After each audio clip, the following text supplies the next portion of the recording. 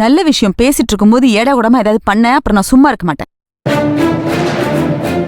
பா, நீங்க தானே பேசணும்னு சொன்னீங்க. உங்க பேத்திங்க எல்லாம் வந்தாச்சு, சொல்லுங்கப்பா. அம்மா ரோகிணி, கதிர் கோயம்புத்தூர் போனான்ல, அவங்களெல்லாம் சந்திச்சு பேசியிருக்கான். அந்த குடும்பத்தை கதிருக்கு ரொம்ப பிடிச்சு போச்சான். அப்ப அவனையே கல்யாணம் பண்ணிக்க சொல்லு.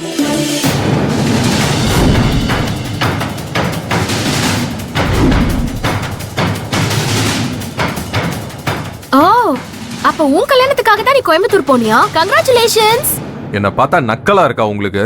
யாரு யாரு யாரு நக்கல் பண்றது? நாங்களா இல்ல நீங்களா? அக்கா டவுட்டே இல்ல, கன்ஃபார்மா அவங்க தான். சும்மா இருடி. ரோகிணி அவ்வளவுதான், தேவையில்லாம பண்ணிட்டு இருக்காத, அப்புறம் நான் மனுஷியாவே இருக்க மாட்டேன்.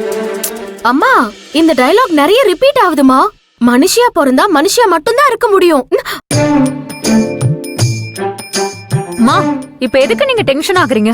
அவ மனசுல என்ன இருக்குன்னு கேட்காம உங்க இஷ்டத்துக்கு நீங்களா ஒரு முடிவு எடுப்பீங்களா? என்ன பேசுறீங்க? இவதான போட்டோல பாத்துட்டு விடிய விடிய போன் பேசிட்டு கட்டினா இவரதான் கட்டுவேன்னு அடம் பிடிச்சிட்டு இருந்தா, இப்ப என்னாச்சு?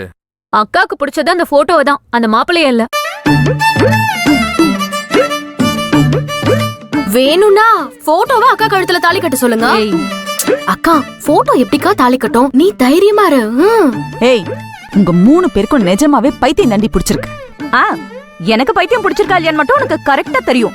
மாப்பிள்ளைய பிடிச்சிருக்கா இல்லையான்னு மட்டும் உனக்கு தெரியாது. உனக்கு பிடிச்ச மாப்பிள்ளையை தான் கல்யாணம் பண்ணி வைக்கணும்னா அது இந்த ஜென்மத்துல நடக்காதே. அப்ப விட்டுருங்க. அப்படியெல்லாம் உங்க இஷ்டத்துக்கு விட்டுற முடியாது. அப்படின்னா நாங்களும் இதுக்கு ஒத்துக்க முடியாது. என்ன நீ பேசிட்டு இருக்க?